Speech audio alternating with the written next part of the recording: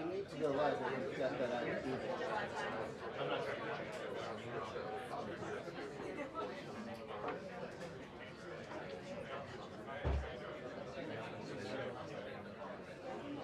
You need me where you to?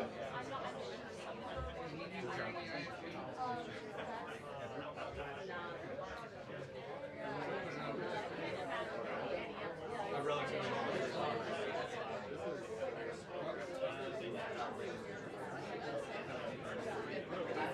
yeah. It's definitely like another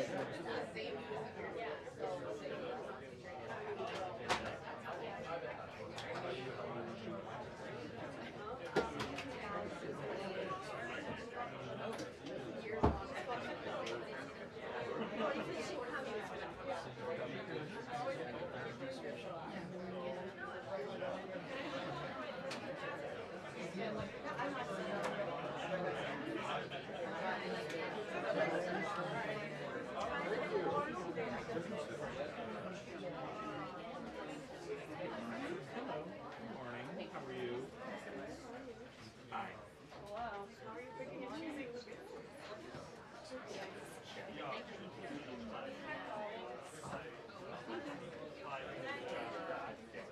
Guys, I'm just gonna have to share. Just do it. Take one pass it back. Yeah. Thank you. Like college. Like There's copies of the test pack. Do you remember those days? Wasn't that long ago. Do you ever look at the other people's and what they get?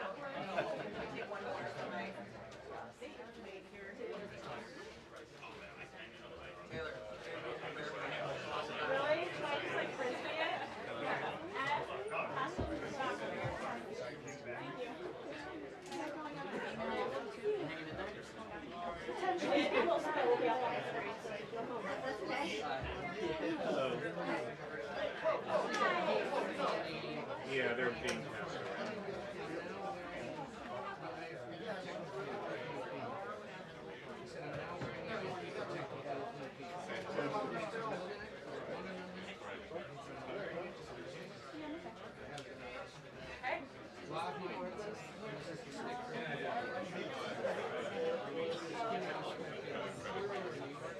Okay.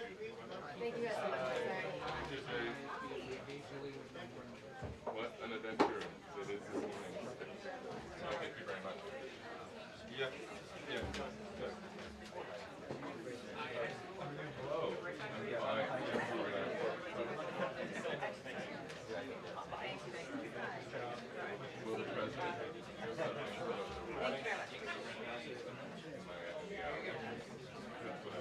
Thank you very much. Morning. Hey, morning. Sorry. Hey guys, pardon me. How are you? Hey.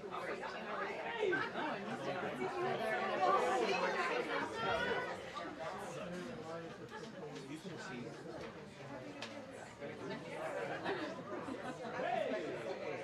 Is this candy?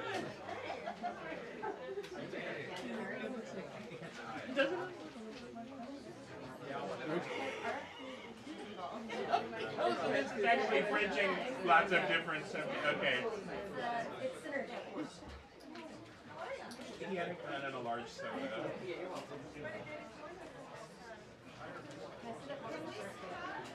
It's good. There's like nothing to do.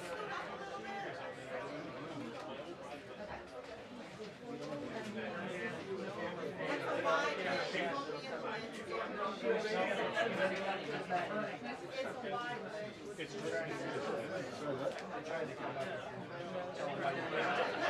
This still got to be able to see the whole room. Thank you.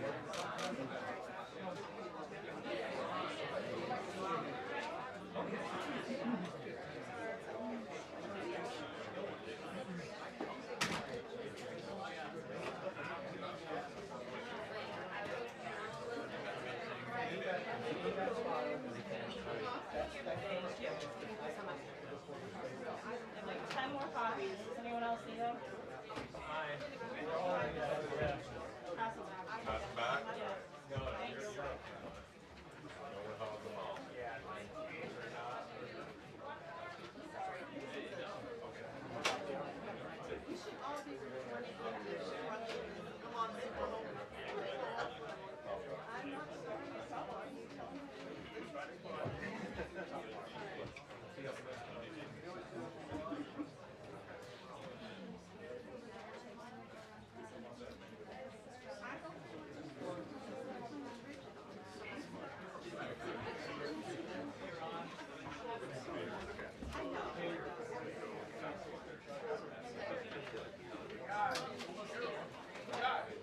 last time. What?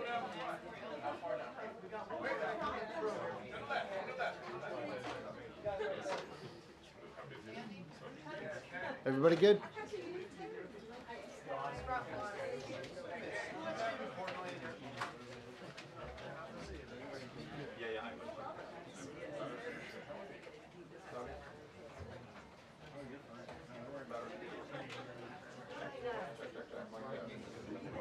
Everybody wave.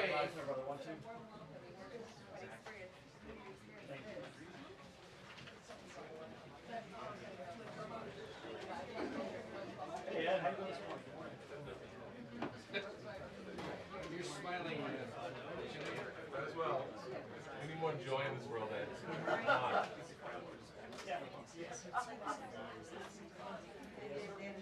have a preference on length?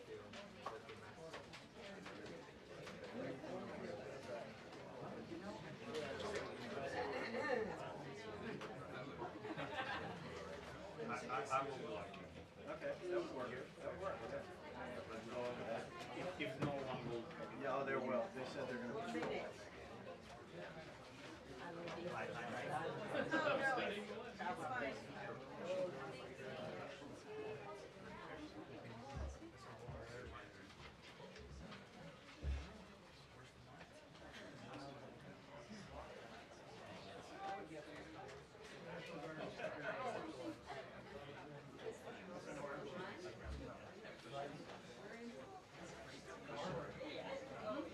National Guard armor.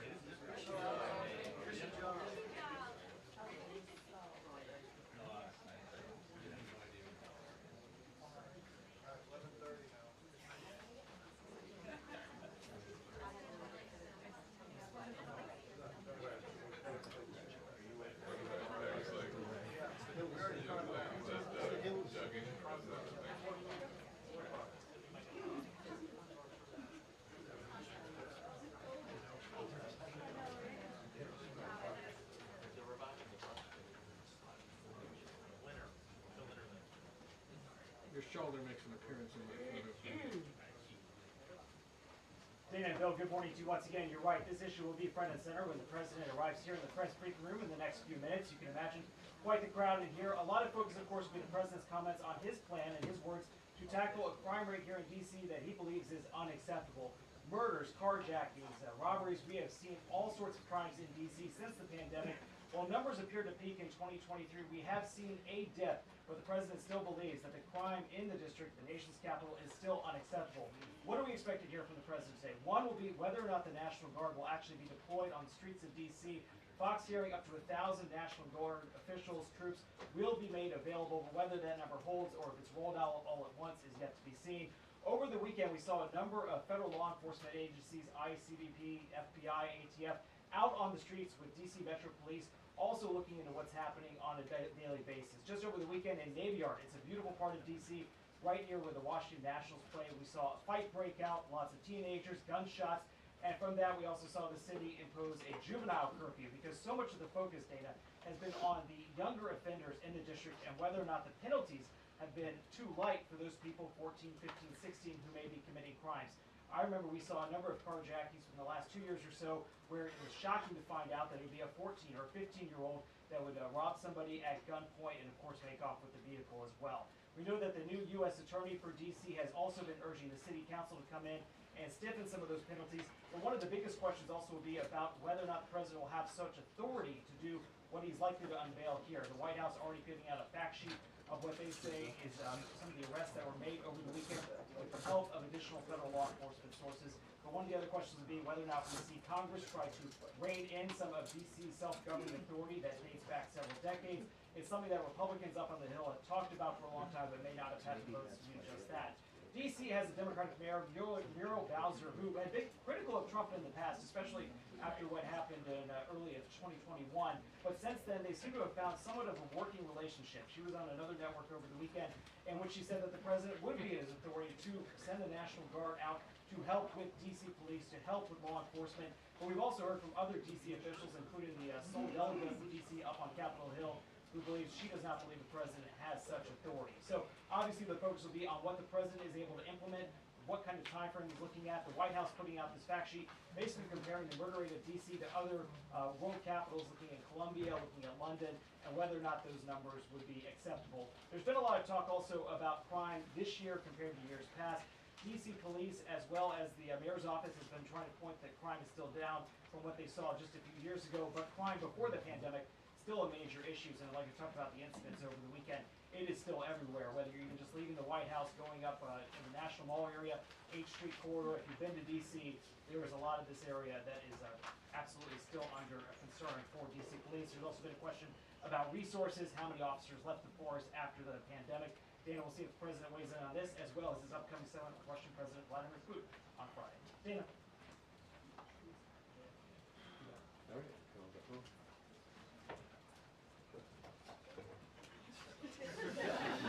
Thank you, guys.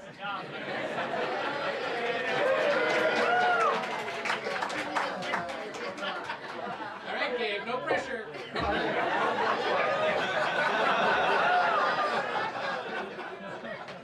Next. Yeah, who's next? Yeah, next. Do it, Gabe. This is what you train for. Now it's been good. I'll watch it. Now it's been good.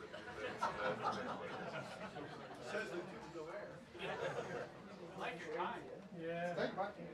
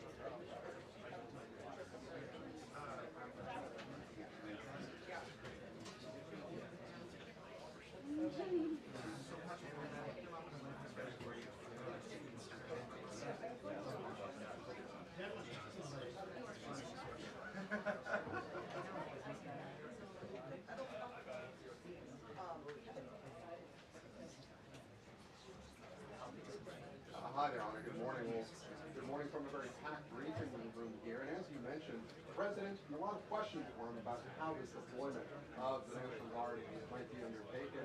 As you said, the administration already deploying nearly 500 federal officers over the weekend and just handing out a fact sheet detailing some of the arrests that they have made. But according to DC data, crime in the district has been 56% since this time last year. Now, there are a lot of questions about has the President considered deploying National Guard here? Where might they be deployed? The mayor has been brought into these plans according to a source close to her office. So we're waiting to hear right now, in a few moments, what the President plans to do with that fact sheet handed out by the administration thus far. And a post on social media several hours ago, the President saying that DC will be, quote, liberated today. Now, of course, not that it's not the only topic that we expect to hear from the President. Preparations are underway. High stakes meeting between President Trump and Russian President Vladimir Putin on a major unanswered question right now. Will President Zelensky be invited to that summit on Friday in Alaska? And what types of concessions might the Russians be prepared to undertake?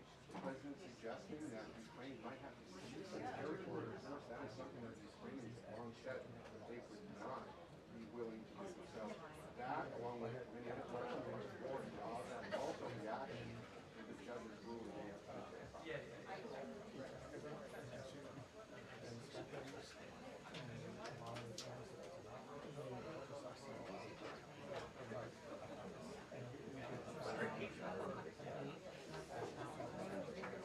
So quiet.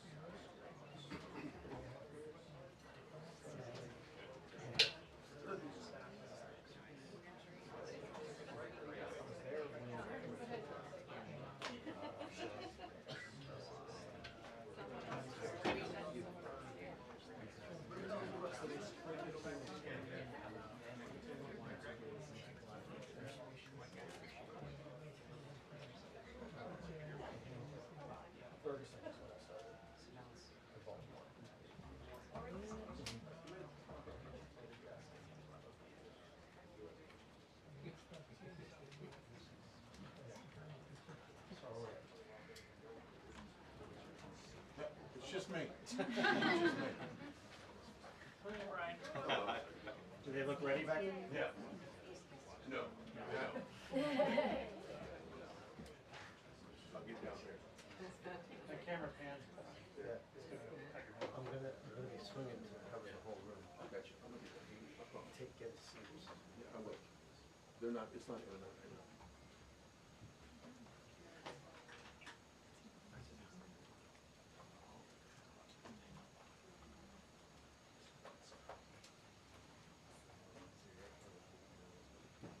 I will get out of the way, I promise you. My big head's not gonna block any camera.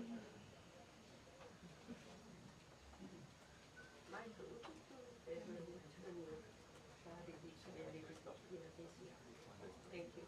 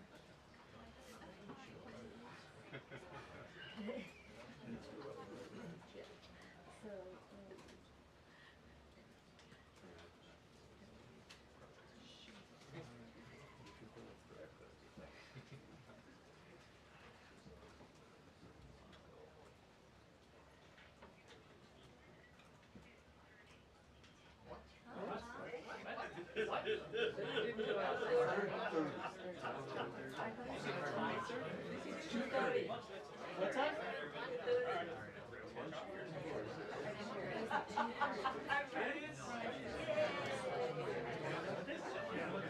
I'm sure. Man of the people.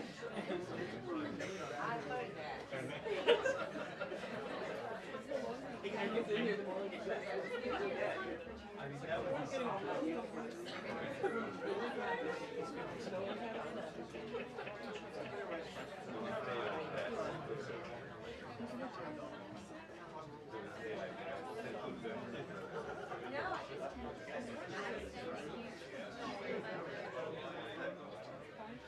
Whatever. Doesn't sound right.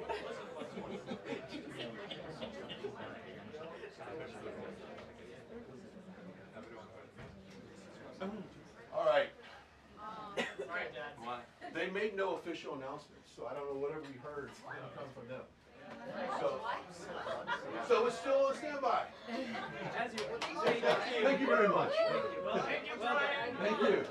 And everyone will love my second question today that I'm going to ask the president. They're going to love it. Everybody in there will love it. They'll applaud it. That's pretty cool. Whoa. But I was out. I never knew. There was literally something that went across the way.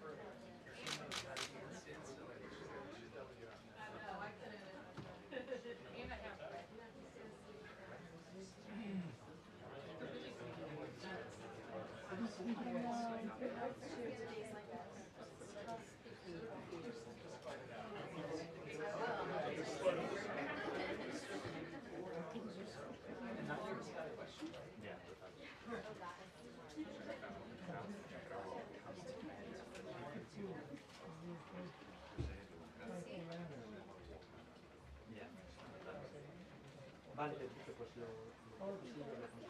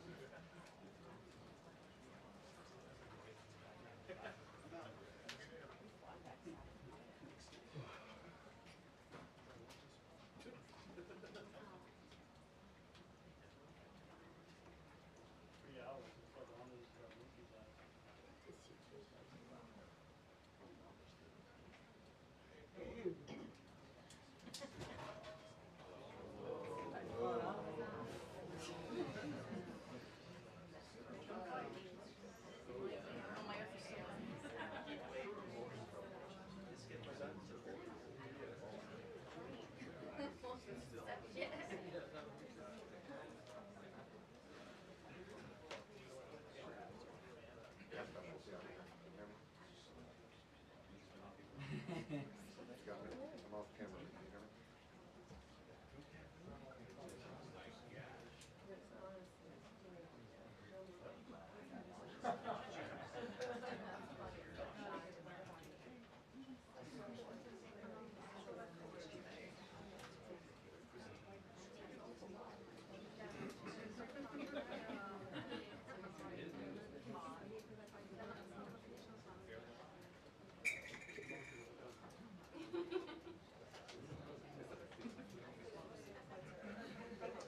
Yeah, check, mic test.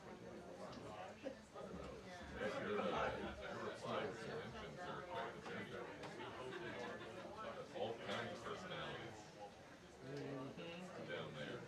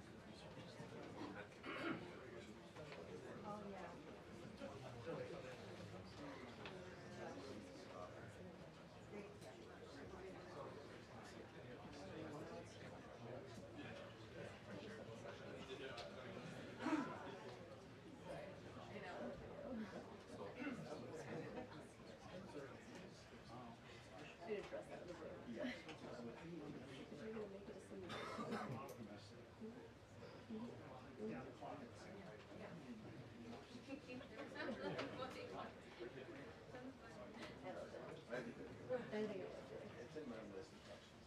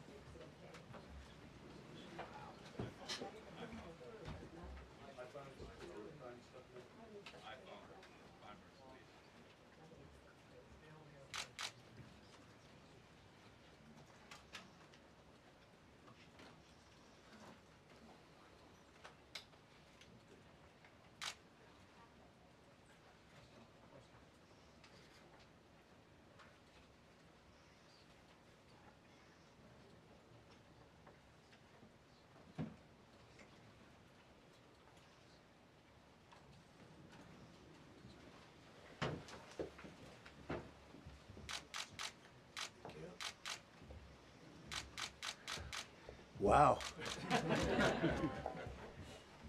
I've been up here a lot. I've never seen a crowd like this. I think we need a ballroom, and that's happening. It's going to be a beautiful ballroom. This is really a lot of people, most I've ever seen in this room. And we're here for a very serious purpose, very serious purpose. Something's out of control, but we're going to put it in control very quickly like we did on the southern border. I'm announcing a historic action to rescue our nation's capital from crime, bloodshed, bedlam, and squalor, and worse. This is Liberation Day in D.C., and we're going to take our capital back. We're taking it back. Under the authorities vested in me as the President of the United States, I'm officially invoking Section 740 of the District of Columbia Home Rule Act. You know what that is? And placing the D.C. Metropolitan Police Department under direct federal control, and you'll be meeting the people that will be directly involved with that. Very good people, but they're tough, and they know what's happening, and they've done it before. In addition, I'm deploying the National Guard to help reestablish law, order, and public safety in Washington, D.C., and they're going to be allowed to do their job properly. And you people are victims of it, too. You know, you're reporters, and I understand a lot of you tend to be on the liberal side, but you don't want to get mugged and raped and shot and killed. And you all know people and friends of yours that happened. And so you can be anything you want, but you want to have safety in the streets. You want to be able to leave your apartment or your house where you live and feel safe and go into a store to buy a newspaper or buy something. And you don't have that now. The murder rate in Washington today is higher than that of Bogota, Colombia, Mexico City, some of the places that you hear about as being the worst places on earth, much higher. This is much higher. The number of car thefts has doubled over the past 5 years, and the number of carjackings has more than tripled. Murders in 2023 reached the highest rate probably ever. They say 25 years, but they don't know what that means because it just goes back 25 years. Can't be worse. Our capital city has been overtaken by violent gangs and bloodthirsty criminals, roving mobs of wild youth, drugged out maniacs and homeless people. And we're not going to let it happen anymore. We're not going to take it. Just like we did on our southern border. Nobody comes through our southern border anymore. 3 months in a row, we had zero. I don't know if that's right, but the people that do the work, it's a very liberal group of people, actually, and they actually said zero for the last 3 months. Nobody thought a thing like that was possible. And, you know, when you say take a look at numbers, I just saw some charts. These are different cities throughout the world. Red is, okay, the red is a place called Washington, D.C. Look at these. Baghdad we doubled up on Baghdad. Panama City, Brasilia, San Jose, Costa Rica, Bogota, Colombia, heavy drugs.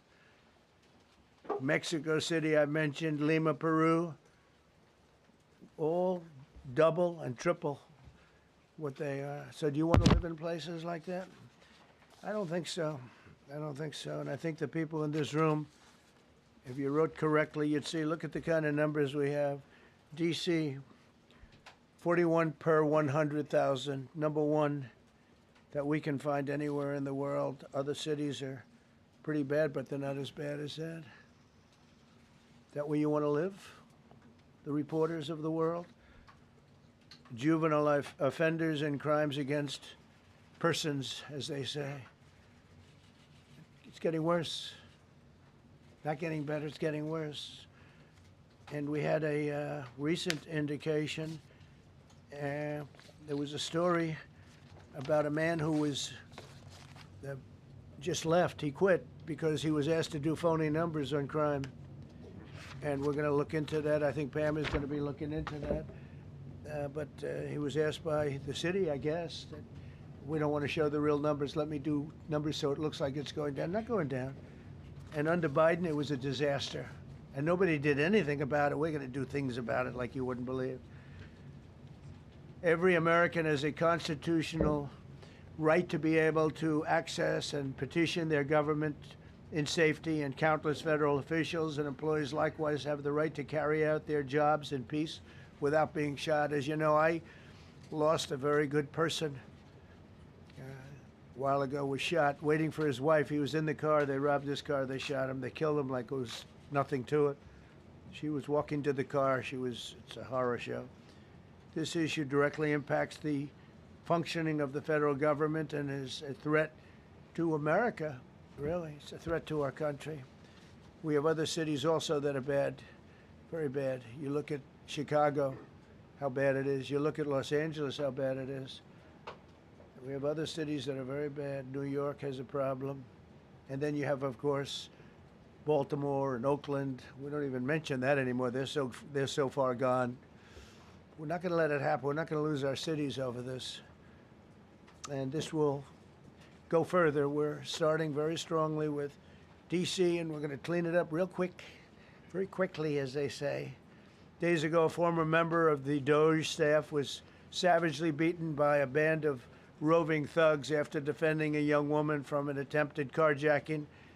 He was left dripping in blood. He thought he was dead, with a broken nose and concussion. Can't believe that he's alive. He can't believe it. In June, a 21-year-old congressional intern was tragically killed after being hit by a stray bullet in a drive-by shooting. A former Trump administration official named Mike Gill, fantastic person, was murdered last year in cold blood in a carjacking blocks away from the White House. We all knew him. Great person. Waiting for his wife as she was walking to the car. A Democrat congressman was also carjacked at gunpoint not far from the Capitol. And in 2023, an aide to Senator Rand Paul was stabbed in the chest and head by a demented lunatic as he walked down the street, just absolutely for no reason. Horrifically, last July 4th weekend, a 3-year-old girl was shot in the head and killed while sitting in a car near the Capitol. It's becoming a situation of complete and total lawlessness. And we're getting rid of the slums, too. We have slums here. We're getting rid of them. I know it's not politically correct. You'll say, oh, so terrible. No, we're getting rid of the slums where they live. Caravans of mass youth rampage through city streets at all times of the day.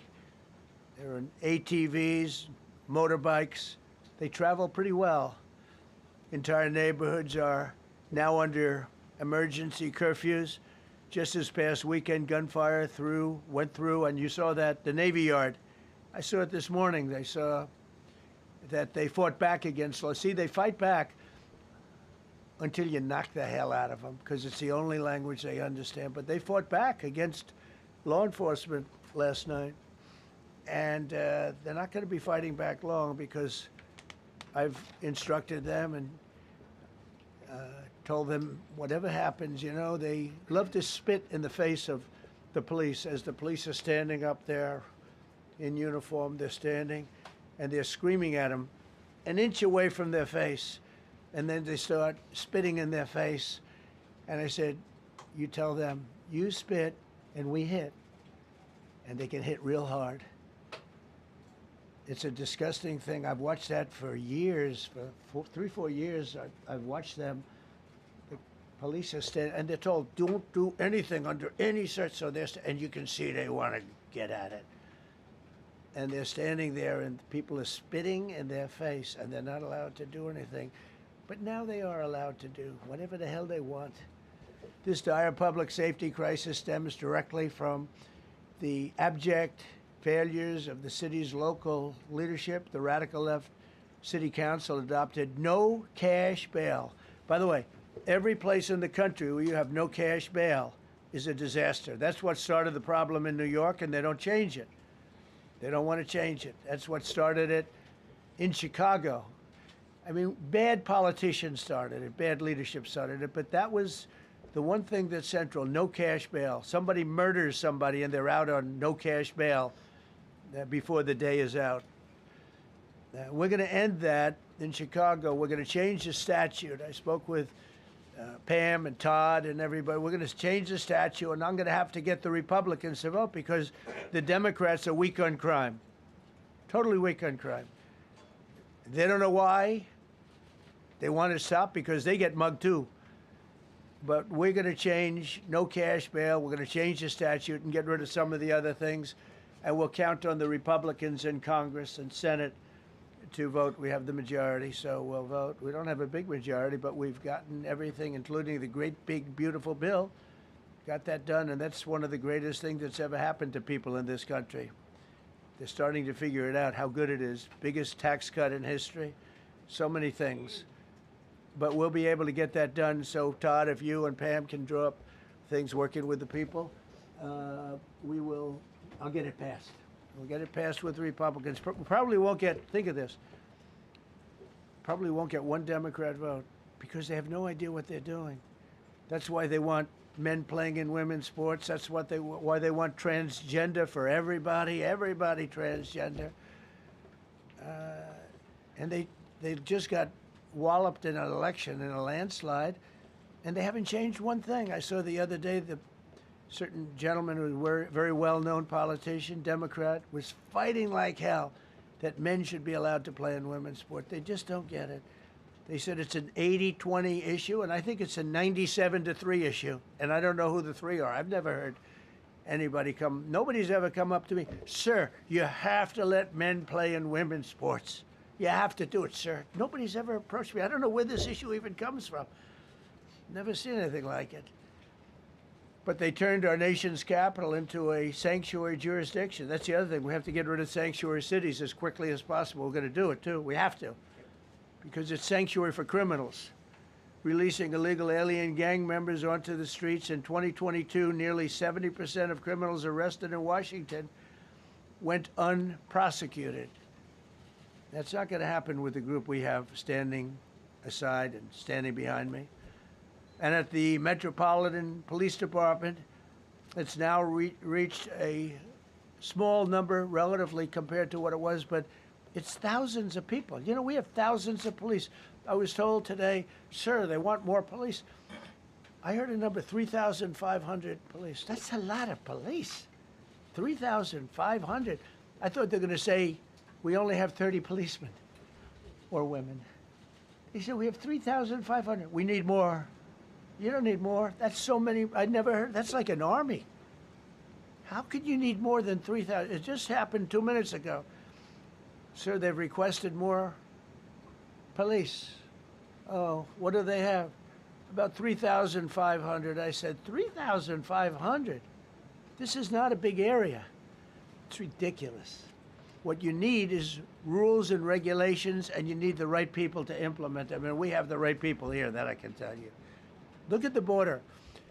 Biden said there's nothing you can do. Kamala was the border czar. She never called one of the Border Patrol agents who are great. ICE is great. Never spoke to anybody.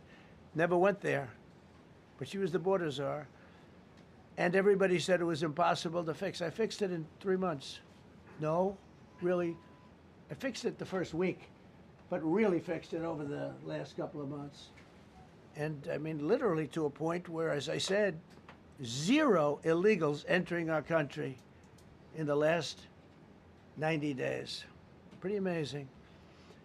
It's time for dramatic action. We're going to do the same thing over here. It's going to be a very safe city very soon. We're not looking to just take years, because a lot of people die in years. And we've got incredible people in this country, except we have to allow them to do their job. And that we will deliver like nobody's ever delivered before. I actually think it's easy. You know, if you're competent, it's easy. If you're incompetent, it's impossible. But I'm very competent. Last week, my administration surged 500 federal agents into the district, including from the FBI, ATF, DEA, Park Police, the U.S. Marshal Service, the Secret Service, and the Department of Homeland Security. You know, a lot of nations, they don't have anything like that. They got some police, and they're rough police. They don't have DEA, ATF, FBI, Park Police, the U.S. Marshal Service, Secret Service, Department of Homeland Security. They got some police, but they're rough police, and they do their job. They don't have crime. We're not going to have crime either. They made dozens of arrests, and that's what starts to happen. Again, cashless bail. Watch what we do with that. Today, we're formally declaring a public safety emergency. This is an emergency. This is a tragic emergency. And it's embarrassing for me to be up here. You know, I'm going to see Putin. I'm going to Russia on Friday. I don't like being up here talking about how unsafe and how dirty and disgusting this once beautiful capital was, with graffiti all over the walls. It's another part of it, by the way, because we're talking about safety, but we're also talking about beautification. We have the most beautiful, potentially, capital in the world. We always had. But people come from Iowa, they come from Indiana, they come and then they get mugged. Not going to happen. Keep coming, because by the time you get your trip set, it's going to be safe again, and it's going to be clean very quickly. We're going to replace the medians that are falling down all over the roads. We're going to replace the potholes. We're going to put a nice new coat of asphalt over the top. No, we don't have to rip the road out and spend 7 years building a new road because they cut everything. Because some designers said, well, we need a 1/4 of an inch more turn for safety reasons. No, we're going to do it right. We're going to get it done quickly. So today we're declaring public safety emergency in the District of Columbia, and Attorney General Pam Bondi, who's fantastic, is taking command of the Metropolitan Police Department as of this moment. And I'll be making the appropriate notifications to Congress and to the mayor, our new DEA administrator, who's one of the top in the country. He better be Terry. If you're not, I'm going to get rid of you so fast.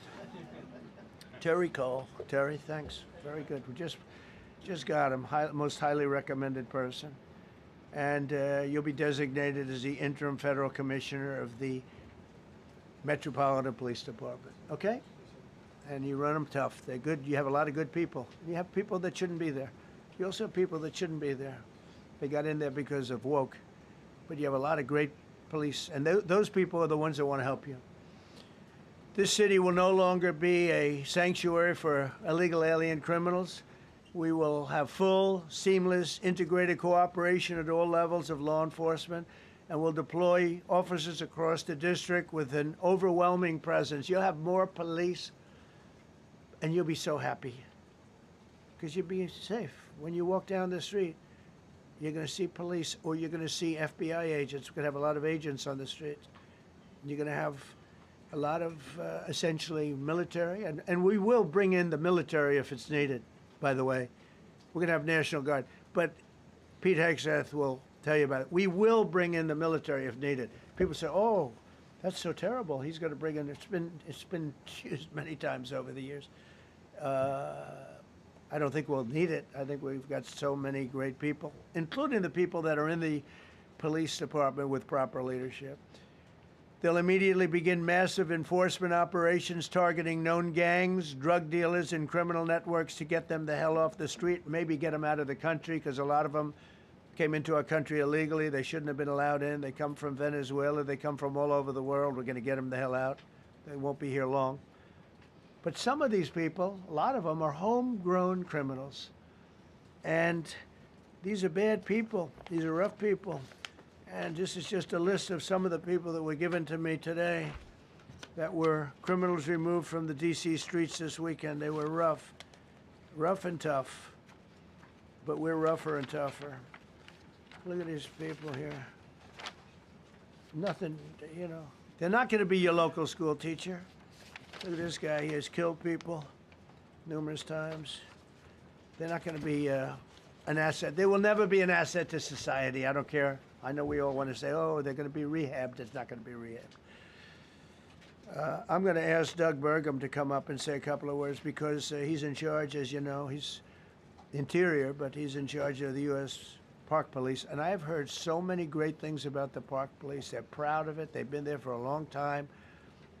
Their families oftentimes grow into the roles. They love the country. They love this area. So, Doug, could you say a few words, please? Thank you, Mr. President. On behalf of the U.S. Park Police, this is the oldest federal police force in the nation. They were formed in 1791 by none other than President George Washington. They've got the awesome responsibility of protecting our nation's most sacred monuments. The National Mall, Washington Monument, Jefferson Memorial, Lincoln Memorial, Statue of Liberty, and out west, the Presidio and the Golden Gate area. These folks have tens of millions of visitors a year, the kind of people that President Trump's talking about that come from around the country and around the world to see our sacred and learn about our history and our sacred monuments. They've been doing a fantastic job, but they are so pleased, the rank and file, that President Trump is now allowing them to enforce the law. As those of you that live in the city may know, that the circles and the triangle parks that are spread throughout D.C. are actually federal park property. So the U.S. Park Police also have responsibility for that. These became littered with homeless camps under the Biden administration. All of you saw that. Since President Trump's executive order on March 27th, making D.C. safe and beautiful again, the U.S. Park Police have removed over 70 homeless camps. And President Trump also talked about beautification. They're stopping and enforcing the laws against graffiti on our monuments. They've removed over 80 specific attacks against our history with graffiti on our monuments. So they continue to do a great job, whether it's in their vehicles, on foot, or on the mounted police that you see around the National Mall. And President Trump, they thank you. The rank and file is so happy to be enforcing the law again. Thank you for your leadership, and they're excited about the announcement you're making today. Thank you, very good. Great job you're doing. Thank you very much. Pete, could you say something about the military, if you would? Well, Mr. President, it's an honor to be here. And at your direction this morning, we've mobilized the D.C. National Guard. It'll be operationalized by the Secretary of the Army, Dan Driscoll, through the D.C. Guard. You will see them flowing into the streets of Washington in the coming week. At your direction as well, sir, there are other units we are prepared to bring in. Other National Guard units, other specialized units. They will be strong, they will be tough, and they will stand with their law enforcement partners. This is nothing new for DOD. As the President noted, at the border, we've got 10,000 troops down there who've been operating in defense cooperation areas, defense zones, where there's zero illegal crossings because of troops on strikers scanning the border. We've been protecting other people's borders for 20 years. It's about time we protect our own, and we're working with ICE and CBP. In Los Angeles, we did the same thing, working with the California National Guard, working with ICE officers. ICE officers deserve to do their job and not be attacked. We will work alongside all DC police and federal law enforcement to ensure this city is safe, this city is beautiful, and as I always say about President Trump to the troops, he has their back. And my message to the National Guard and federal law enforcement in Washington is, we have your back as well. Be tough, be strong, we're right behind you. Thank you, Mr. President. I'm going to ask Pam, because she's now, as you heard me say, she's really in charge of a lot of what we're talking about. She's done an incredible job. People are going to start to see the fruits of her labor. And Pam, maybe you could say a few words about what we're talking about here. Sure, President. Let me be crystal clear. Crime in D.C. is ending and ending today. We are going to use every power we have to fight criminals here. President, thank you for caring about our capital. Families come here every summer. Our museums are free. We have the National Zoo. We have the National Gallery. D.C. should be a place where everyone can come and feel safe. Behind me and to my side, we have some of the best career law enforcement and prosecutors in the country who are ready to take this on. As the President said, Terry Cole is going to be supervising the Metro Police Department. Gaddy Serralta, our U.S. Marshal, is going to be supervising command and control, the entire operation. Our Deputy Attorney General, Todd Blanche, and I will be working with them closely, along with our great FBI Director, Kash Patel. Kash is going to talk to you in a minute about what we did in Virginia recently with Governor Youngkin. Many of you covered that, and it was tremendously successful. Not only that, our secret weapon here in D.C. is U.S. Attorney Jeanine Pirro, one of the toughest prosecutors and a former judge, and she is going to be talking about juvenile crime, how it's out of control here, and what she's going to do to fight back. No more crime rampant in our beautiful capital. No more teenage girls beating a disabled man to death. No more of that. No more drive-bys. We're going to do everything we can. And working with the ATF Director Driscoll and Commander of the Army, we're going to all work together. That's what we all do in this room. We work together, we fight. Do not underestimate one person in this room. We're going to make DC beautiful. We're going to make DC safe again. One other thing, just at the wharf a few days ago, the area of the wharf, Terry Cole reached out to me, not even nightfall, on the weekend, where so many families in tourists go. A guy's overdosing from fentanyl on a park bench. In the middle of families around, they administer Narcan and saved his life. No more of that. The President of the United States is going to clean up DC, and we're going to be there to help him, and we're going to be successful. Thank you. Thank you, Pam. Cash, talk about Northern Virginia. If you Northern Virginia, we had a big success. Thank you, Mr. President. Thank you, Attorney General Bondi, for your leadership, Deputy Attorney General, and the rest of our interagency partners. Mr. President, the following is what happens when you let good cops be cops, and I just want to highlight that before I get into Northern Virginia. This year alone, under President Trump's administration, we've had over 4,000 child victims identified and found. That's a 33% increase from the same time period last year. 33% increase. We've had a seizure of 1,500 kilograms of fentanyl up to this date. That is a 25% increase since the same time period last year. And just to put it in perspective, 1,500 kilograms of fentanyl is enough to kill 115 million Americans. 115 million Americans. Cops are getting after it. The FBI has arrested 19,000 people this year alone. Thanks to President Trump's administrations, that's double than where we were this time last year. And we have also arrested 1,600 people who have committed violent acts against children. 270 of them are human traffickers of children. Mr. President, this is what happens when you have great leadership at the Attorney General with Pam Bondi, your administration's priority of protecting the homeland and protecting American citizens and protecting our children, and the murder rates are plummeting. We are now able to report that the murder rate is on track to be the lowest in U.S. history, in modern recorded U.S. history, thanks to this team behind me and President Trump's priorities. And how do we do it? And what are we going to bring to D.C.?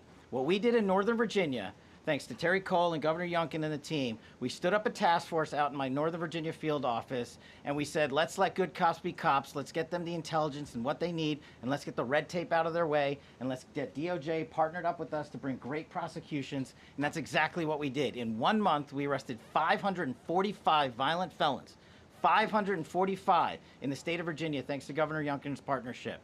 And that simplicity in law enforcement is what's coming to Washington, D.C. When you let good cops be cops, when you give them the intel they need, when you work with our Homeland Security Task Force, when you work with Terry and Gaddy and I go way back to Miami. These guys are great leaders of the respective departments and law enforcement capacities. And when you have the DOJ and President Trump driving behind this mission, we are going to clean up Washington, D.C., and we're going to do it the right way, the lawful way, and we're going to make sure Washington, D.C. is safe again. Thank you, Mr. President. Thank you, Attorney General. Thank you very much. Good job. Thank you, Cash. So the process begins right now. It actually started over the weekend, and we confronted a lot of very bad people. But it's going to be something that will be pretty amazing to you as you watch it. And I think most of you say it's a beautiful thing to do it right. We're going to be removing homeless encampments from all over our parks, our beautiful, beautiful parks, which now a lot of people can't walk on. They're very dirty, we got a lot of problems. But we've already started that. We're moving the encampments away, trying to take care of people. Some of those people, we don't know how they even got there. Some of those people are from different countries, different parts of the world. Nobody knows who they are. They have no idea, but they're there. We're getting rid of the people from underpasses and public spaces from all over the city. There are many places that they can go, and we're going to help them as much as you can help. But they'll not be allowed to turn our capital into a wasteland for the world to see. The Metropolitan Police Department and the federal authorities will be supported in the effort, a really big effort, the 800 DC National Guardsmen that we'll put on, and much more if necessary, much more. You remember I said, I offered 10,000 once. Remember I said to a certain person, person who I thought always was highly overrated, not very competent, but I said, if you need them, we'll give you 10,000 of the military or the National Guard. They turned me down. But if necessary, we're going to move service members directly to joining the Guardsmen, and that'll take place very rapidly, and that'll be done in conjunction with Pam and with Pete and everybody else. Washington, D.C. should be one of the safest, cleanest, and most beautiful cities anywhere in the world, and we're going to make it that. We're going to make it safe. We're going to make it smart. We're going to make it beautiful, so beautiful. Some of the buildings, we're going to add to it. You see what we've done at the White House. White House is a whole different building. I do that in my part-time because it's a natural instinct as a real estate person. I was very good at that, and I was very good at fixing things up. I like fixing things up. You see what's happening. The marble floors are being reinstalled, renovated, fixed. The whole place is becoming very beautiful. We're going to be adding a magnificent ballroom, most beautiful ballroom, I think, anywhere. We need it. I would have certainly loved to have had it today. I think we would have filled it up. A lot of you are standing outside, can't get in this room. I have never seen the room like this, which tells me that you want to talk about, I mean, this was a D.C. news conference. It tells me that you want to talk about crime in D.C. and beautification of D.C., but I'm going to put that, that's easy. And I think, frankly, fixing the crime with the pros, fixing the crime is easy, too. A person who I've known for a long time, and she's been incredible. She was a fantastic, one of the best ever district attorneys in New York. She was in Westchester, and she became a judge, very successful judge. And then she went into showbiz because she was such a good DA and such a good judge, tough judge, but fair, always fair. Nobody ever complained about that, but she was tough. And because of that and her reputation, she went into showbiz. So a lot of people don't, you know, they think of Janine as showbiz. Actually, showbiz was not her thing. It was, and she did great. She was on, along with a couple of other of my friends, on the #1 show. And she did great, but this is what she loves doing. This is really her baby. What she's going to do is going to be incredible. And I'd like to speak for just a few seconds on what she has in mind, what she wants to do. We're going to be appointing some judges. You know, we have some open spots, and we're going to take people, because the judges are letting killers out. They just say, go, that's okay, don't worry about it. So we're putting some, Pam recommended, Todd recommended, some judges that are great. Janine recommended. Janine's given me 3 great candidates already. We have about 10 open spots, and we could probably create some more. We need them. Janine, would you say a few words, please? Thank you very much, Mr. President, and thank you, Madam Attorney General, and to all my partners here. We all want the same thing. We all want a safe city. We want a safe capital. We want to be able to bring our families here. We want to be able to come and enjoy the history that makes this place great. And unfortunately, we are not in that position right now. And Mr. President, I want to thank you for taking the step that we need right now to make criminals understand that they are not going to get away with it anymore. And I'm not going to stand here and go over and over the cases. But what I can tell you is this. I see too much violent crime being committed by young punks who think that they can get together in gangs and crews and beat the hell out of you or anyone else. They don't care where they are. They can be in DuPont Circle, but they know that we can't touch them. Why? Because the laws are weak. I can't touch you if you're 14, 15, 16, 17 years old and you have a gun. I convict someone of shooting another person with an illegal gun on a public bus in the chest, intent to kill. I convict him, and you know what the judge gives him? Probation. Says you should go to college. We need to go after the D.C. Council and their absurd laws. We need to get rid of this concept of, no cash bail.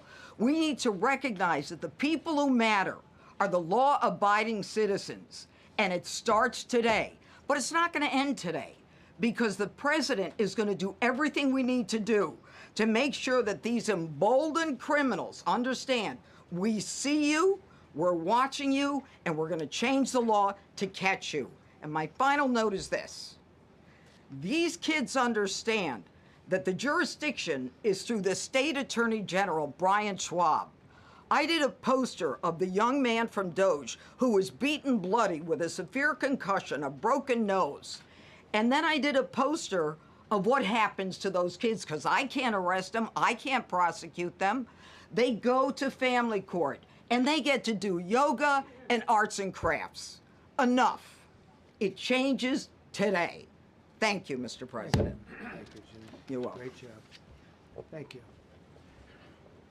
If I could, I just signed some executive orders. I'd like to have Will please come up, and we'll let the people know what we signed. Do you want to put them down? Yes, sir. Go ahead. A short while ago in the Oval Office, President Trump signed 2 crucial executive actions to deal with the emergency crime conditions we currently face in the District of Columbia. The first of these was an executive order, as President Trump said before, invoking his powers under Section 40 of the Home Rule Act to take federal control of the D.C. Metropolitan Police Department.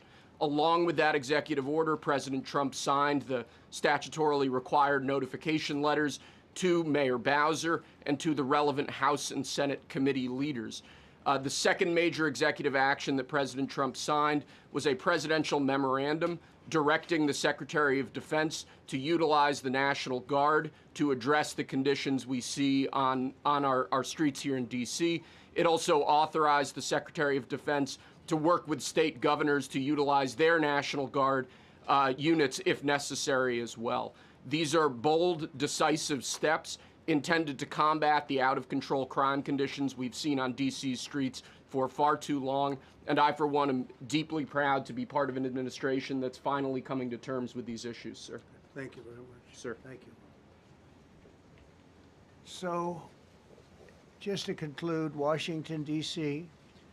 should be one of the safest, cleanest, most beautiful places anywhere in the world. It was years ago. We had one problem that was a pretty big problem. The radical left got out of control, and they started trying to rip down statues. And I said, let's go pass a law real fast. We're going to do it real fast, but we were blocked by the Democrats, who do not want safety. Nobody gets it. I don't get it. They don't get it, because they can't get votes. I don't know how they can win an election with this, but they don't want safety.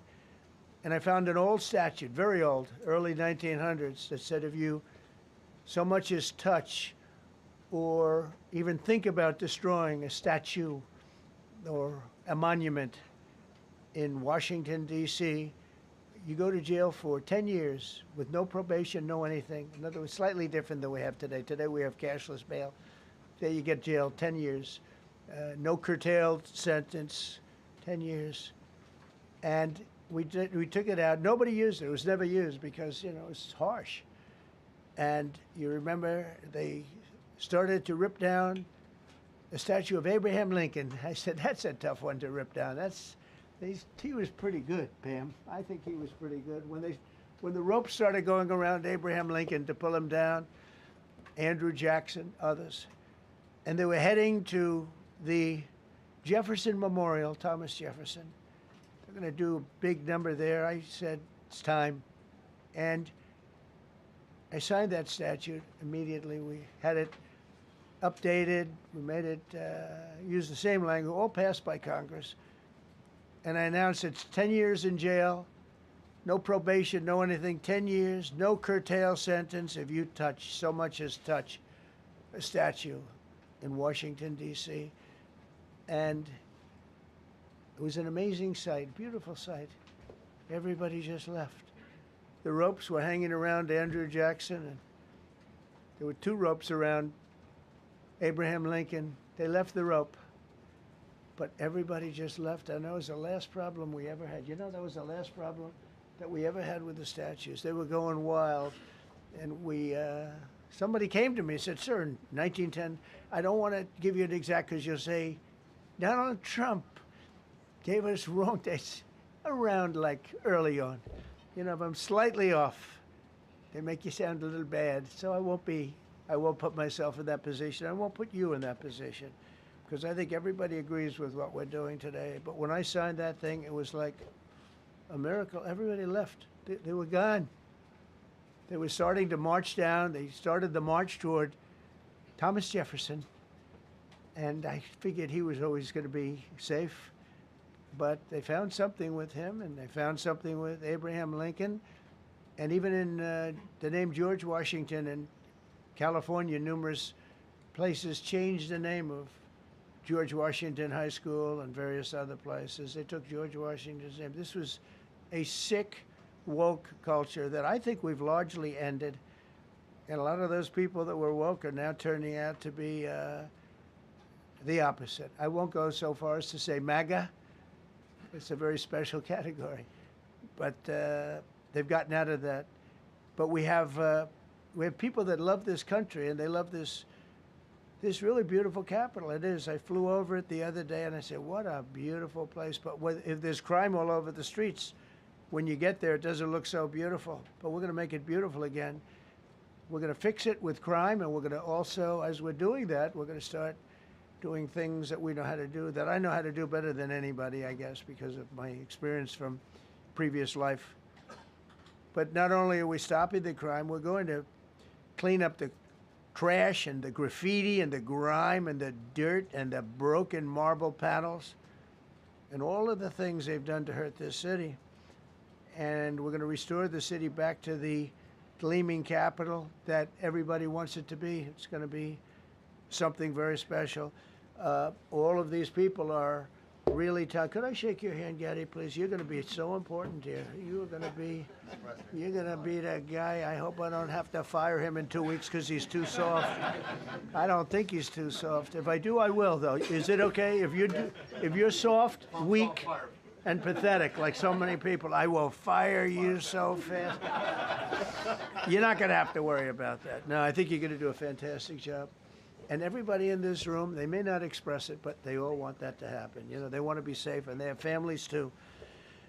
So it's an honor to have such a large group. I've done this for years now, hard to believe. I've never seen this room so packed. In fact, I'm sure it's a violation of every fire code. But we'll let you stay anyway. You're taking a chance. And with that, we'll say, maybe if you could, oh, wow. We could be here all day long. If we could keep the first questions, perhaps, to this subject, and then we'll go on to a few others. Please. Mr. President, thank you so much. Can you talk about how personal of an issue this is? You talked about flying over the Washington Monument and seeing the pride of what D.C. is, and do you believe that the status of the city, the cleanliness, the way that crime is low, is a direct reflection on how the country is run? Yeah, I do. I think the Capitol, look, everyone comes here. They're all coming. All the leaders, they're all wanting to come. And I say it, I've said it again, but I'm really just quoting other leaders from NATO, from the Middle East, King of Saudi Arabia, Qatar, UAE. I was over there. We brought back $5.1 trillion of investment into our country. But a month and a half ago, I was at NATO. We had a great thing. They agreed to put up 5% instead of 2%. 2% they didn't pay, 5% is already paid. We had a great meeting, and they all said the same thing. They said our country was dead. They thought our country was gone. 1 year ago, they said your country was dead. And now you have the hottest country anywhere in the world. We do. We have the hottest country in the world right now. The tariffs have helped. It's given us not only the money, it's billions, trillions of dollars of money, but it gives us great power over enemies. We solved 5 wars with Pakistan and India. We just solved one. Azerbaijan and, as you know, and Armenia. A war was raging for 37 years. And the 2 leaders got up and they said, we never thought this would be solved. Russia tried to solve it. They all tried to solve it. It was a very tough situation, but we got it done and got it done. And I said to the 2 men, I said, are you guys friends? And they had a hard time. You know, they've been killing each other for 37 years, right? The one was there 5 years, one was there for 22 years. He said, my whole life I've been fighting this war. and you got it solved. But we did many of those. We did in the Congo and Rwanda. That's been going on for 30 years. 8 to 9 million people killed that they know of, but it was raging, and we got that solved. We got a lot of them done. It's a great honor. But you want to have, when they come, the leaders come to our country to sign documents that the war is over or whatever, or for other reasons. They come for trade. And you want them to come through so beautifully. You ride down those roads, everything should be perfect. You shouldn't have medians falling down into the roadway. Median, you know, the metal things that are always, somebody had a great lobbyist, because I've never seen them look good. I've been looking at those things with the little, right? They're always broken and bad, but here they're really bad. And we're going to either put new or fix it, and it's not expensive. It's not really expensive. And we're going to fix our roads a little bit. We're going to clean up our sidewalks. You have countries where every Saturday the people go out and they wash their sidewalks in front of their stores or their houses. They scrub their sidewalks. So we aren't quite at that level yet. I don't think, Gaddy, we're not quite there yet, but maybe we will. They go out and they scrub. I think it's so beautiful to hear that and to see those stories. But we're going to make it clean. But just to finish with your question, it's a very, very strong reflection of our country. And when they see a bad city, you know, my father always used to tell me, I had a wonderful father, very smart, and he used to say, son, when you walk into a restaurant and you see a dirty front door, don't go in, because if the front door is dirty, the kitchen's dirty also. Same thing with the Capitol. If our Capitol's dirty, our whole country is dirty, and they don't respect us. So it's a very good question, actually. Mr. President, Brian, sorry. Question for you on the specific issue. Do you expect more cities to follow DC's path if this goes through? So the idea is that Chicago, LA, San Francisco, would they expect similar action to what we've seen in DC?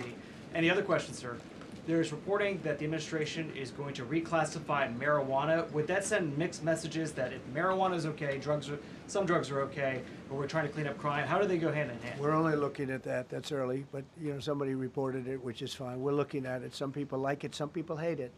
Some people hate the whole concept of marijuana, because if it does bad for the children, it does bad for people that are older than children. But we're looking at reclassification, and we'll make a determination over the next, I would say, over the next few weeks.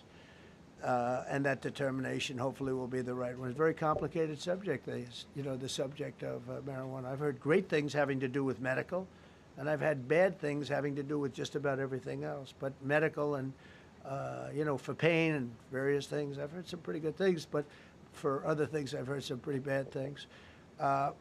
The other part of your question, I mean, we're just going to see what happens with it all. We're going to have a tremendous success in what we're doing. Other cities are hopefully watching this. They're all watching, just like everyone's watching here. They're all watching, and maybe they'll clean up, and maybe they'll do this and get rid of the cashless bail thing and all of the things that caused the problem. I mean, if you go back, this whole thing with cashless bail is a disaster. So many problems came that we never had before. So they're watching us today, and if they don't learn their lesson, if they haven't studied us properly, because we're going to be very successful. I have zero doubt about that. It's going to be. It's a question of will it be really fast, like the border. You know, everyone said, they used to say, Biden used to say, I need legislation. I didn't get any legislation. I called up our people, and we did a great job. Tom Homan was great. As you know, our secretary did a great job. They did a great job. There's no games. They didn't play games. And we're going to have the same thing here. But then I'm going to look at New York in a little while. Let's do this. Let's do this together. Let's see. It's going to go pretty quickly. And if we need to, we're going to do the same thing in Chicago, which is a disaster. We have a mayor there who's totally incompetent. He's an incompetent man.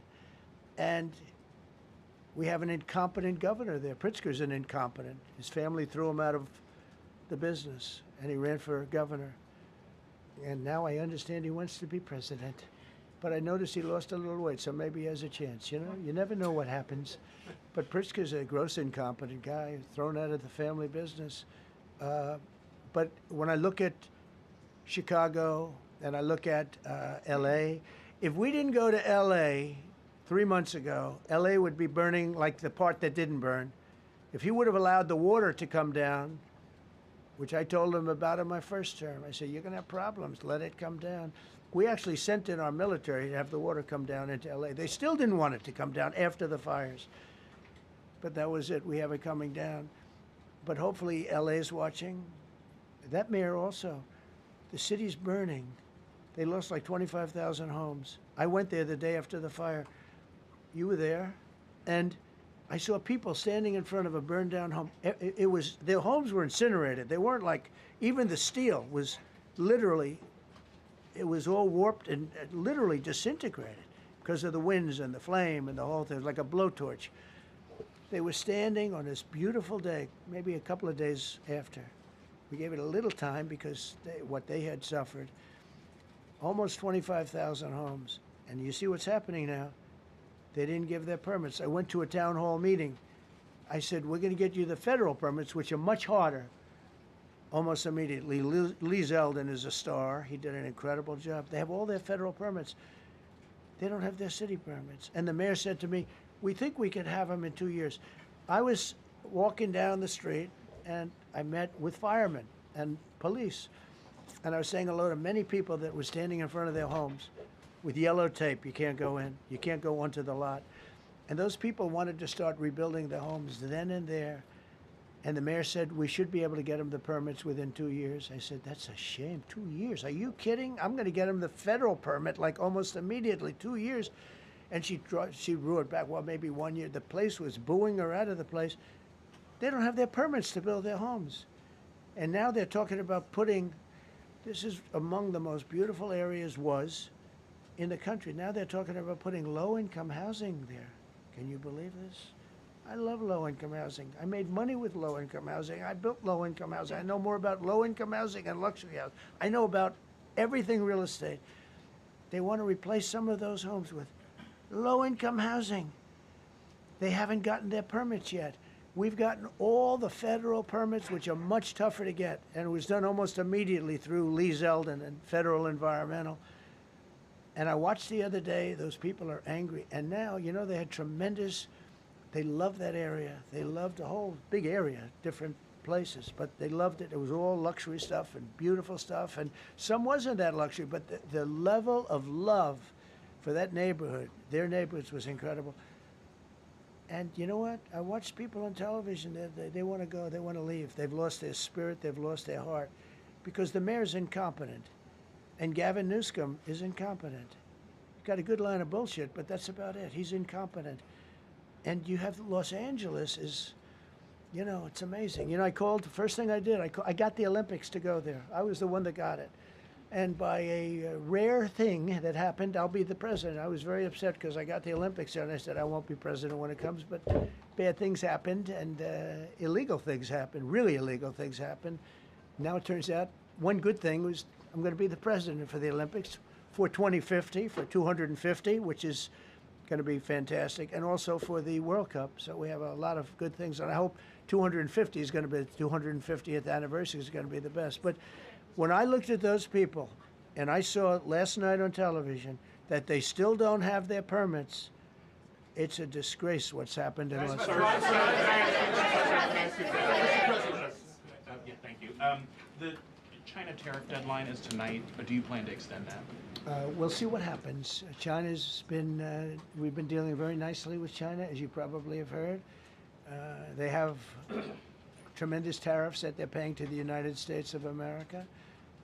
And we'll see what happens. They've been dealing quite nicely. The relationship is very good with President Xi and myself. President, you mentioned your upcoming meeting with President Putin.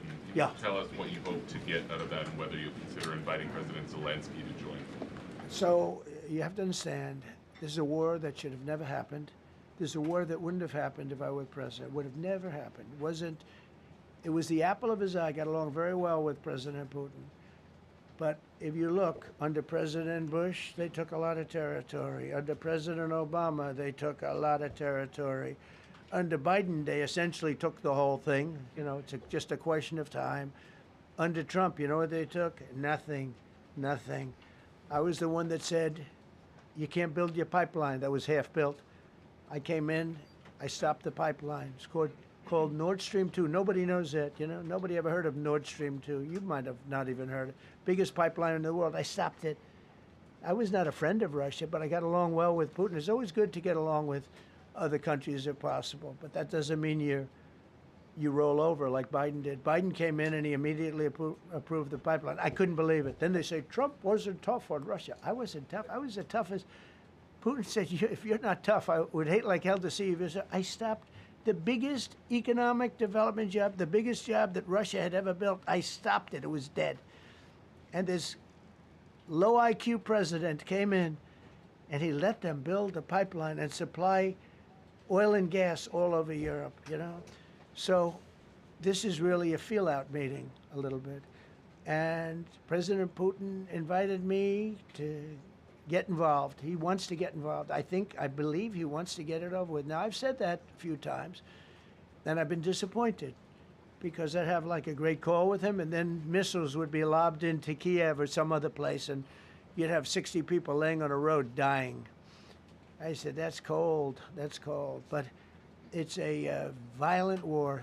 5,000 to 7,000 people a week are dying. And you know, there's nobody from here. They're all Russian and Ukrainian people, and some people from the cities, much smaller number, but still, those missiles do damage and they kill a lot of people, but mostly soldiers.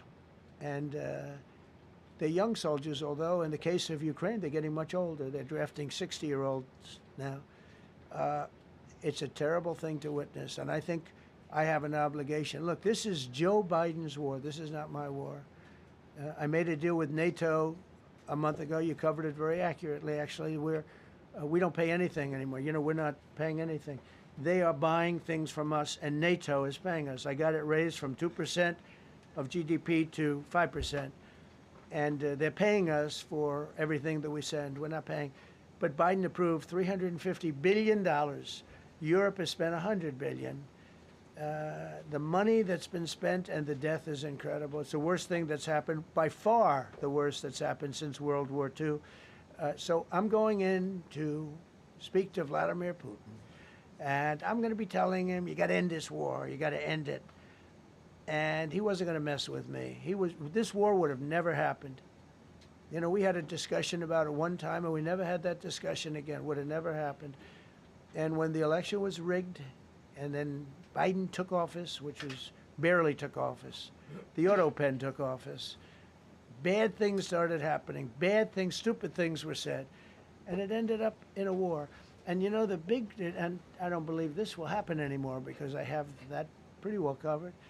This could end up in a third world war. This could have been a third world war. I don't think that's going to happen now. But I thought it was very respectful that the president of Russia is coming to our country as opposed to us going to his country or even a third-party place. But I think we'll have constructive conversations. Then after that meeting, immediately, maybe as I'm flying out, maybe as I'm leaving the room, I'll be calling the European leaders who I get along with very well. And, you know, I have a great relationship, I think, with all of them. And I get along with Zelensky, but, you know, I disagree with what he's done. Very, very severely disagree. This is a war that should have never happened, wouldn't have happened. But I'll be speaking to Zelensky. The next meeting will be with Zelensky and Putin, or Zelensky and Putin and me. I'll be there if they need. But I want to have a meeting set up between the two leaders. I was a little bothered by the fact that Zelensky was saying, well, I have to get constitutional approval. I mean, he's got approval to go into war and kill everybody, but he needs approval to do a land swap because there'll be some land swapping going on. I know that through Russia and through conversations with everybody to the good, for the good of Ukraine. Good stuff, not bad stuff. Also, some bad stuff for both. So there's good and there's bad. But it's very complex because you have lines that are very uneven. And there'll be some swapping. There'll be some changes in land, and the word that they will use is, they make changes. We're going to change the lines, the battle lines. Russia's occupied a big portion of Ukraine. They've occupied some very prime territory. We're going to try and get some of that territory back for Ukraine. But they've taken some very prime territory. They've taken largely ocean, in real estate we call it oceanfront property. That's always the most valuable property.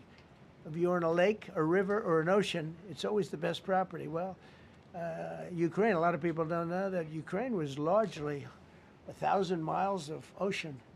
That's gone. Other than one small area, Odessa, it's a small area. There's just a little bit of water left. So I'm going to go and see the parameters. Now, I may leave and say, good luck, and that'll be the end. I may say this is not going to be settled. I mean, there are those that believe that Putin wanted all of Ukraine. I happen to be one of them, by the way. I think if it weren't for me, he would not be even talking to anybody else right now. But I'm going to meet with him. We're going to see what the parameters are. I'm then going to call up President Zelensky and the European leaders right after the meeting, yeah. And I'm going to tell them what kind of a deal. I'm not going to make a deal. It's not up to me to make a deal. I think a deal should be made for both. I think Russia has to get back into building their country. It's a massive country. I think they have 11 time zones, if you can believe it. It's a massive, it's by far, from the standpoint of land, it's by far the largest. They have tremendous potential in Russia to do well. They're not doing well. Their economy is not doing well right now because it's been very well disturbed by this. It doesn't help when the President of the United States tells their largest or second largest oil buyer that we're putting a 50% tariff on you if you buy oil from Russia. That was a big blow. And then they say, gee, he wasn't so tough. Nobody else would have done that.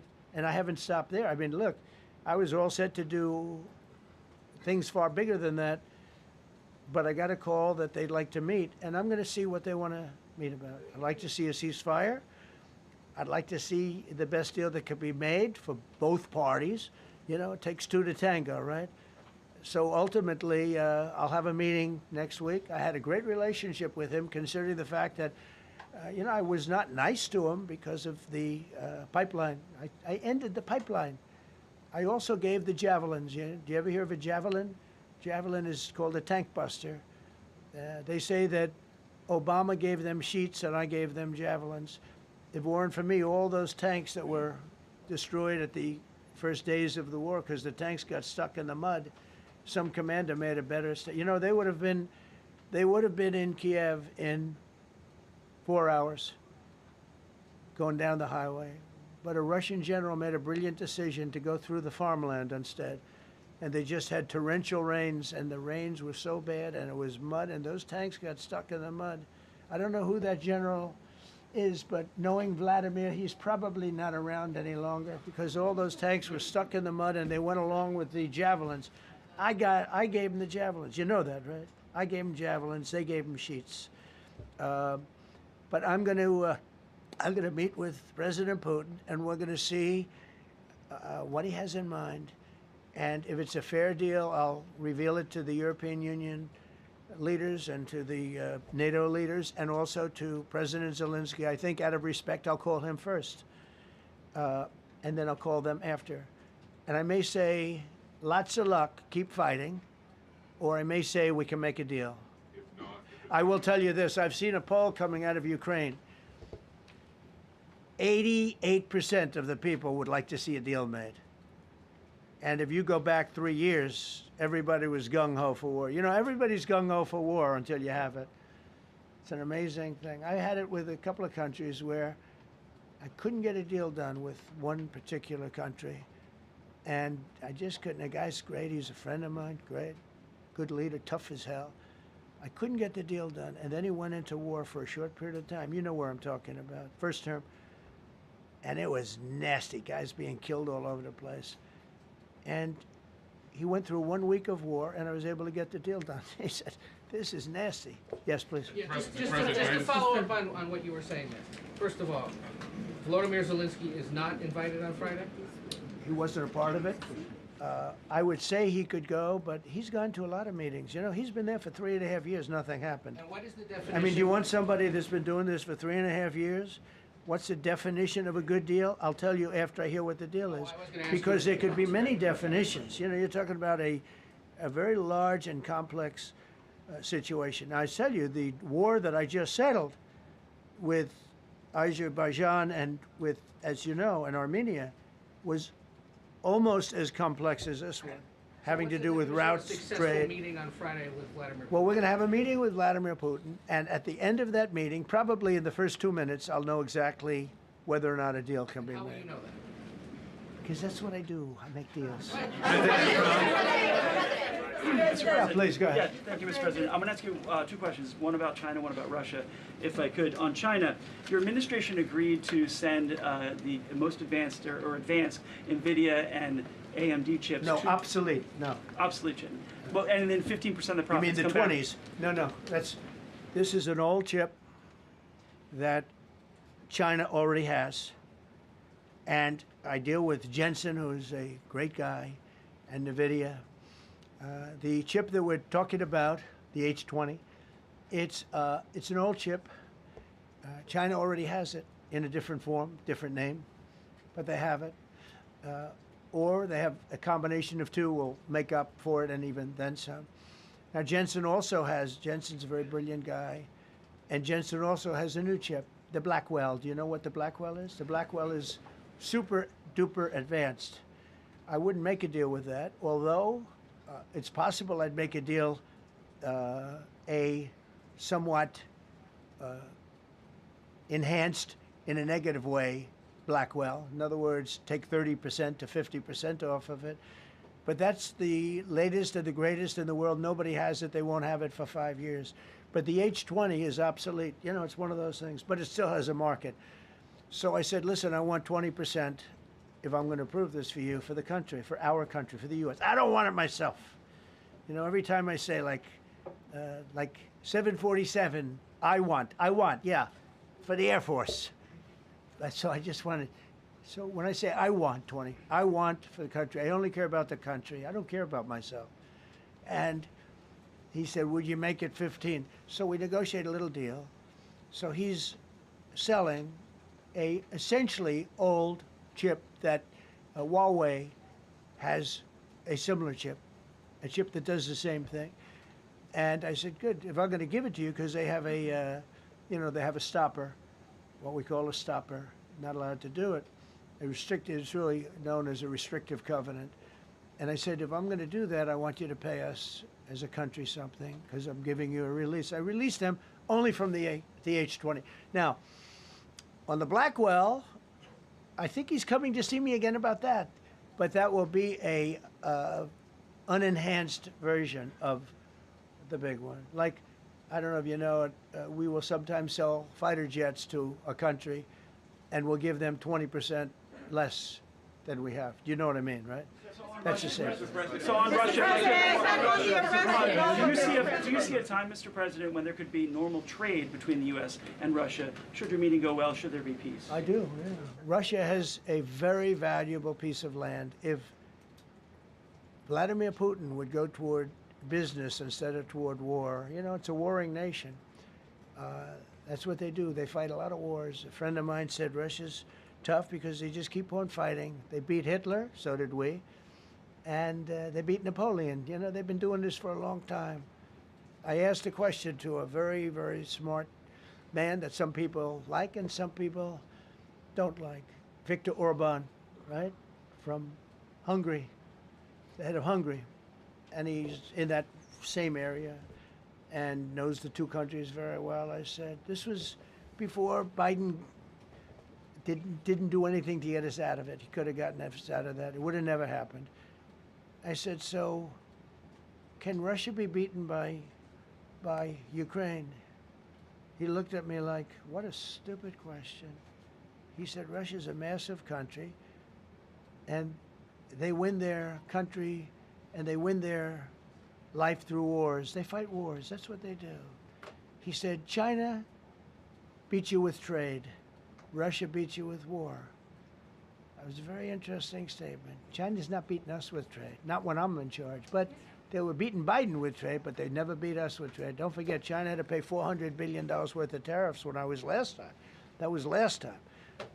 And if we didn't have COVID, all of this stuff we would be loaded. We're finding hundreds of billions of dollars of cash is pouring into our country now because of tariffs. And all we're doing is we're doing what they do to us. It's so beautiful to see it. They found last month, as you saw, $25 billion of excess cash flow. They're saying, where did it come from? I said, I'll tell you where it came from. It came from a place called tariffs, and we're doing very well. We're really doing well. But I expect to have a meeting with Putin that I think it'll be good, but it might be bad. And I'm here for one reason, to get rid of a war that somebody else started. Should have never happened. And if I could end it, great. Complex war, a lot of bad blood, But Zelensky's been there for 3.5 years. So if you put him in a room, now I will say this, ultimately I'm going to put the two of them in a room. I'll be there or I won't be there. And I think it'll get solved. Yeah, please be happy. Thank you, Mr. President. Excuse me, I'm going to suggest, because do you have any other questions on DC? Because I don't want them to be. Wait. These are incredible people. I don't want them to be standing up here on subjects. Does anybody have a question of them? And then you guys can leave. Okay, a question, Brian, go ahead. Thank you, Mr. President. All right. And by the way, this is only on DC, and then they're going to leave because it's unfair to have them stand up here all day long. Brian. I've got two questions for you. First, about DC. This is personal for me as well. Last year, I was robbed on the streets by one of these teenage thugs. Had a gun, got away with it. Let's talk about the effort that between law enforcement, prosecutors, and judges, because it's a recycling belt. Like, these kids go, they don't fear the police. They know it. If you talk about how we've got to get these judges and put these kids behind bars, right. Adult crimes deserve adult penalties. And my second question, I'll after you answer that, please. You want me to answer it? Whoever wants to take it. Okay. It's real. Do you want me to answer it? Go ahead. Here's the problem. Assuming that they're 17 years, older than 17 years old, I can get the case. If they're under 18 years of age, I can only get the case if it's murder, rob one, rape, or even if they shoot a gun but don't kill you, I can't get it. So the law has to be changed. As the president said, cashless bail. That has to be changed. All right, then even assuming I get the case, I get jurisdiction, I get a conviction, the DC Council has given the judges the ability to give probation on shootings. And so then it's up to them. All of these things, the Youth Rehabilitation Incarceration Reduction Act, and now they want to seal records. So if we work hard, we get a conviction, they want to wipe it out. So that needs all to be changed. Okay, Mr. Question. Pam, would you answer that also? Yeah, and just back to that topic, let's be clear though, we're going to charge them and we're going to track every single thing they do throughout every step of the court process and report back to you and let all of you know what's happening to them, because the people who are prosecuting them, the judges who are trying them, they also need to be held accountable. Mr. President, you also made a comment. You made a comment you walked out here. This is the most people we've ever seen in this briefing. I've never seen ever, right? Yes. I've never seen any. Where's Caroline? Where's my superstar? Caroline. Is Caroline in the back? Where's Caroline? Come here, Caroline. Come here, Caroline. Come here. Is she doing a good job, by the way? Come here, Caroline. Is this the largest crowd that you've ever seen? This is definitely the most packed briefing, and I think all of you would agree. I think it's why we need to build a ballroom. Mr. President, I have a better idea. All right, Brian, go ahead. My question is this. You're building the big, beautiful ballroom. Yeah. Could we build a big, beautiful briefing room, updated technology, more seats? I don't want to do that. I don't want you to be comfortable. So no, I don't want to make life comfortable. So look, look. Let's just do this. Let's do this. It's going to be a big thing. We're going to Russia. That's going to be a big deal. What happens, happens. I'll let you know what happens. You'll be the first to know. I'll be calling the European leaders. I'm going with totally. I mean, we have a lot of talks. They're great people. They're great leaders, actually, and they want to get back. Honestly, as one of them said, I've OD'd on trying to settle Ukraine. They've OD'd, meaning they've overdosed on the settlement of Ukraine. Not a nice expression, but boy, is it accurate. They're tired of it. They want to get back to spending money on their countries. You know, Biden gave them $350 billion. Europe gave $100 billion. It should be much more than that. Shouldn't have been that kind of, they should have had equalization, but they didn't. But you know what? Still a lot of money. They want to get back to building their own countries. They really want it resolved. My relationship with the European leaders, as you saw, is extremely good. Like it's perfect. It's beautiful. Wait. And we're going to try. I'll be in touch with them. I have 5 of them call me. You think it's easy? There are a lot of European leaders, but they rely on me. Very much rely on me. If it wasn't for me, this thing would never get solved until the last person breathing is dead. Would you talk to them before? Mr. President. Yeah, I did. I'm talking to them right now. So I'm talking to the European leaders. I'll be talking to President Zelensky. I'm going to get everybody's ideas. I go into that thing fully loaded right up there, and we're going to see what happens. Now, I think one of 2 things is going to happen. It's going to be a good meeting, and we'll go a step further. We'll get it done. I'd like to see a ceasefire very, very quickly. Very quick. I'd like to see it immediately, but I'd like to see it very quickly. And we're going to be dealing with the European leaders, and we're going to be dealing with President Zelensky, and hopefully we're going to have a great success.